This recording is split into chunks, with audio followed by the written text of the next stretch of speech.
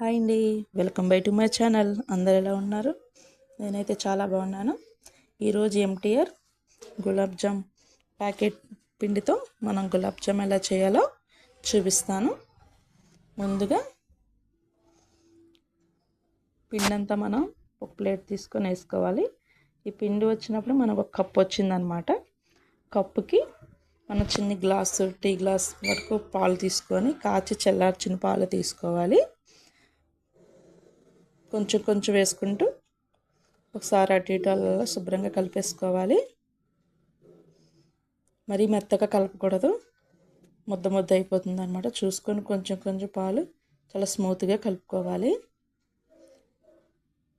చాలా అంటే చాలా స్మూత్గా కలుపుకోవాలి, లేకపోతే ఉండ అనేది పగిలిపోతూ ఉంటుంది అనమాట, గట్టిగా వచ్చేస్తుంది.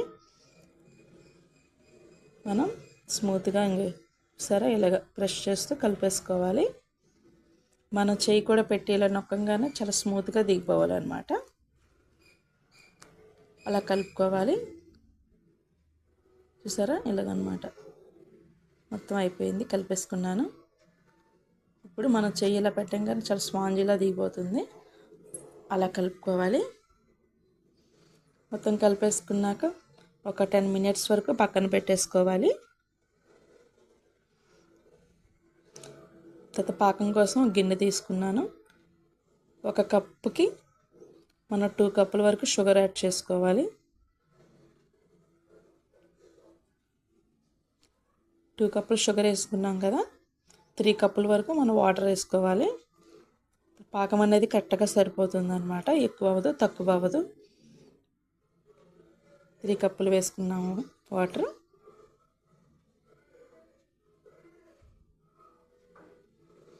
ఇప్పుడు స్టవ్ ఆన్ చేసుకొని పెట్టేసుకుందాం. పాకం అనేది అడుగున అంటకుండా కొంచెం పాకం కలిసే వరకు ఒకసారి కలుపుకోవాలి. పంచదార అనేది కొంచెం అంటుకుపోతుంది అనమాట. సరే ఇలా కలిపేసుకున్నాక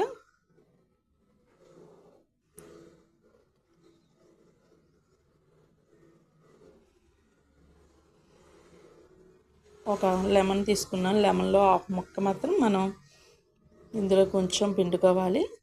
1 టీ స్పూన్ అయితే సరిపోతుంది అనుకోండి. వేసుకున్నామంటే కొంచెం పాకం అనేది చిక్కబడకుండా ఉంటుంది, అందుకని వేసుకోవాలి లెమన్ ముక్క. మరీ మరగకూడదు అనమాట, ముదురు పాకం అయ్యే వరకు ఉంచకూడదు. షుగర్ అంతా కరిగి ఒక 5 మినిట్స్ వరకు ఉడికాక సరే ఇలాగ వచ్చేసాక ఇప్పుడు స్టవ్ ఆఫ్ చేసుకోవాలి.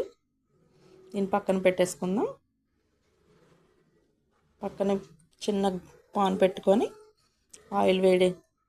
కొంచెం ఆయిల్ వేసుకుందాం.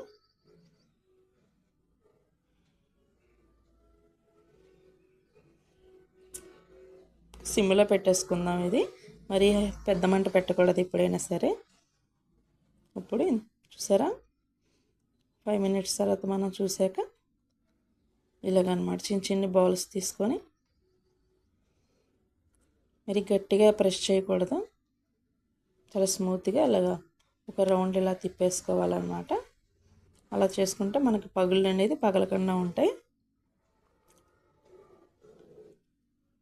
రౌండ్గా వస్తుంది కూడా మనం అలా చేసుకుంటే. గులాబ్ జామ్ అనేది మొత్తం చేసుకున్నాను అన్నమాట.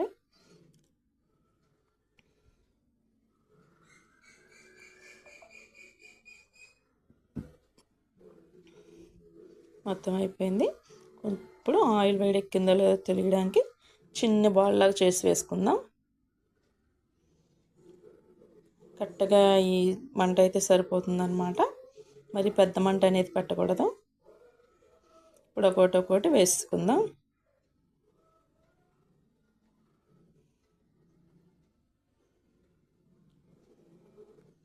లోన్ అనేది ఉడకదనమాట, అందుకని చిన్న మంటల మీద పెట్టుకోవాలి మనం. అటు ఇటు కలుపుకుంటూ అన్నీ ఇలా వేగించేసుకోవాలి. బ్రౌన్ కలర్ వచ్చేదాకా వేగించాలన్నమాట.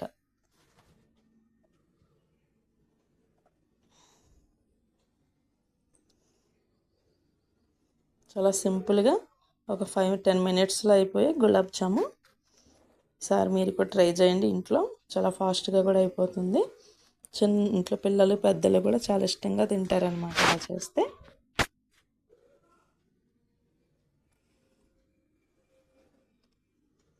అన్నీ వేగిచ్చేసుకోవాలి, మిగతావి కూడా వేసాను.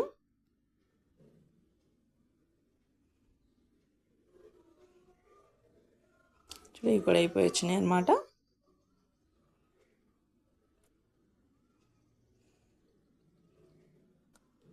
ఇప్పుడు స్టవ్ ఆఫ్ చేసుకుందాం. మనం ఇందాక పెట్టుకున్నాం కదా పాకం, అది కొంచెం చల్లారితే చాలు, మరీ ఎక్కువ చల్లారకూడదు. వేడి వేడి దాంట్లోనే వేసుకోవాలి. చూసారా ఇలాగ వేసుకోవాలి. ఒకసారి పాకంలో కలిసేటట్టు ఒకసారి కలిపేసుకోవాలి. ఇలా కలిపేసుకుందాం. ఇలా కలిపేసుకున్నాక ఒక 20 మినిట్స్ వరకు పక్కన పెట్టేసుకోవాలి. చూసారా ఇప్పుడు 20 మినిట్స్ తర్వాత చూస్తే ఇలా పాకం అంతా పెట్టేస్తుంది అనమాట గులాబ్ జామ్కి. ఇప్పుడు సర్వ్ చేసుకుందాం. చాలా జాగ్రత్త తీసుకోవాలి, లేకపోతే మొత్తం పీసుల కింద కట్ అయిపోతాయి అన్నమాట.